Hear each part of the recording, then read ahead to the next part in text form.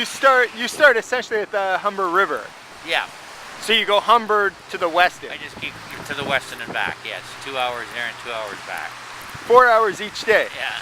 Well, I'm an entertainer. If I'm trying to put a new character into my act, like Jack Nicholson, all right, then I work on some material. This trail I've been doing since it started, since I moved into the Palace Pier about 10 years ago. 10 years? Yeah. And have you noticed that this year they're clearing the snow? Oh, absolutely, because I always wanted to come here. They've never had it here before, right? Yeah, yeah.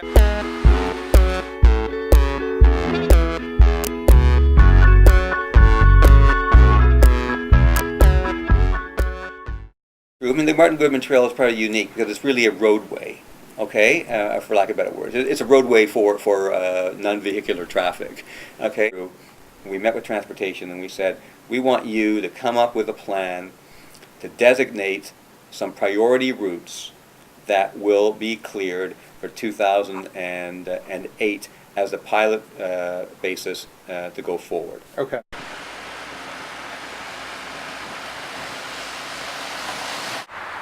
So the Toronto Cycling Advisory Committee asked us to look at a number of designated bike lanes in the city. One of those was the Martin Goodman Trail, and we were also asked through the Mayor's office to see what could be done in Toronto. So we looked at it and we thought two really good starts would be from the west end around Windermere, taking it around the western beaches in towards the city. That piece is about 5.4 kilometers. Similarly, on the east part of the city, that's about 5.6 kilometers. People are going to realize this is an important part of our transportation system, and it's important on the ground physically to have that plowed and to have that available for users, but it's also really important symbolically because it shows that the city is taking cycling seriously. In terms of the personnel that clear it, usually it's the same personnel that maintain the trail, go up and down, and it's part of their regular beat. Ross puts in a call to me. Okay. To come in for 6 a.m. and the crew will come 4 or 5. It's his decision. Hi, I'm Marty.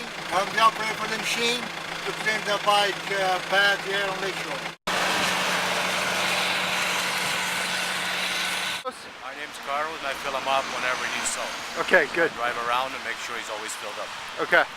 Maybe people need to do exercise for their health. This is a beautiful flat piece of walk. There's nobody interrupting you, there's no light, you just walk at your own pace, you know, and you're tired, you can lean on a tree and a pole, take a deep breath. I think it's important because a lot of people in Toronto like to walk, jog. Okay, so it's early Sunday morning, and as you can see, the trail is totally clear, which is pretty great. I'm Stuart Campbell. Maya Bankovic. And so this is the first time you've used the trail? In the winter. In the winter. What do you think of cycling it during the winter? Awesome.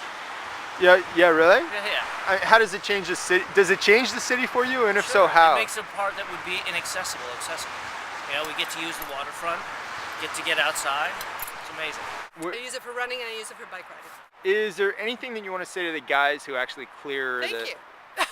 Thank you for thinking about it. Peter Campaign at Pave Tar Construction. What does Pave Tar do for the Martin Goodman Trail? We patrol it through Manny, and we clear it and salt it. All right. Plow it and salt it. So do you know the difference you're making in the lives of like cyclists and runners? No, really. We're making it a lot safer for them to use it when it snows. Well, and you're changing training too, right? I mean, I'm a runner. I use it all the time, and I'm able to train in the winter now. It's a big deal. It's our job to maintain it. Yeah. Okay, all right. It's part of our contract with the city. Yeah. I thanked Manny and the actual Pave Tar crew. And to tell you the truth, when I did, they looked at me like I was kind of weird. But I also think that moments like that are important.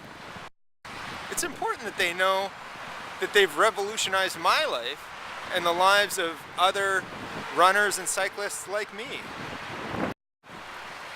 Perhaps it's the disconnect between the city workers who are clearing these trails and the actual people who are using them that creates misunderstandings that have let the Martin Goodman be essentially ignored in the winter for so long.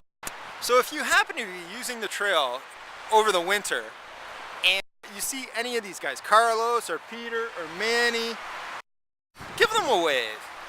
Say thank you. And maybe next year we'll see more trails like the Martin Goodman cleared. That's all. Thanks for listening.